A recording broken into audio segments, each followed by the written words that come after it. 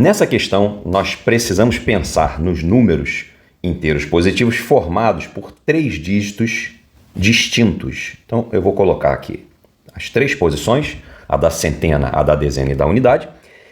E a gente precisa pensar em números formados com algarismos diferentes, algarismos distintos, mas é necessário que o 5 apareça. Então, eu vou dividir o meu problema em 3 situações.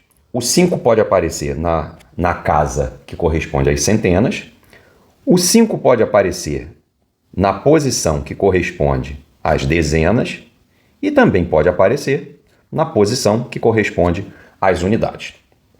Lembrando que nós temos 10 dígitos para serem usados, de 0 a 9. No momento em que eu coloco o 5, ele não pode mais ser utilizado. E aí, eu vou começar a pensar como é que eu posso preencher as outras vagas de modo a satisfazer o que o enunciado nos pede. Eu vou começar a pensar agora quantas são as opções para preencher essa casinha aqui. Obviamente, eu posso pegar qualquer algarismo, desde que eu não use o 5. Então, se eu tinha 10 algarismos, agora eu só tenho 9. Agora eu vou pensar em quantas são as opções para eu preencher a última casinha. Como eu já usei o 5 e já usei alguém na segunda posição, me sobraram 8 possibilidades para preencher a casa das unidades. Então, a gente acaba de concluir que existem 72 números de 3 algarismos, os algarismos distintos, sendo que o primeiro desses algarismos é o 5. Agora a gente vai para a segunda situação, em que o 5 está bem no meio. Vamos pensar em quantas são as opções para preencher a primeira casa.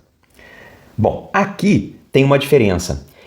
Eu tenho 10 algarismos, o 5 já foi usado, sobraram 9, mas nessa posição eu não posso botar o 0, porque se eu botar o 0, eu no final estarei criando um número de 2 algarismos. Imagina que eu coloque o 0 aqui e o 2 na outra posição.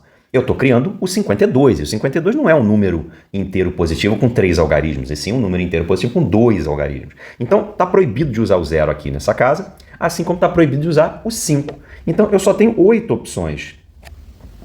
E aí eu escolho alguém que não seja o 0, o 5 já foi utilizado, e passo para a última posição. Lá na última posição, eu preciso pensar, quem que eu não posso usar? O 5 e aquele algarismo que eu já usei na primeira posição. Então, se eu tinha 10 e já usei 2, sobraram 8. Então, perceba que há uma diferença na contagem aqui, porque agora eu só tenho 64 números de 3 algarismos distintos, tais que o 5 ocupa a posição central. E o mesmo vai acontecer no terceiro caso. Quando eu penso na primeira posição, eu só tenho 8 possibilidades, porque estão vetadas as possibilidades de se usar o 0 e o 5. E quando eu penso na posição intermediária, estão vetados os algarismos 5 e aquele que você botou na primeira posição. Então, existem mais 64 números de 3 algarismos distintos, só que agora esses terminam em 5. E agora o que eu tenho que fazer é usar o princípio aditivo. Por que o princípio aditivo? Porque essas 3 possibilidades, elas não acontecem simultaneamente. Ou eu tenho 5 na primeira posição, ou eu tenho 5 na segunda posição, ou eu tenho 5 na terceira posição. Por isso, eu tenho que somar esses resultados. 72 mais 64 mais 64, e isso vai me dar 200.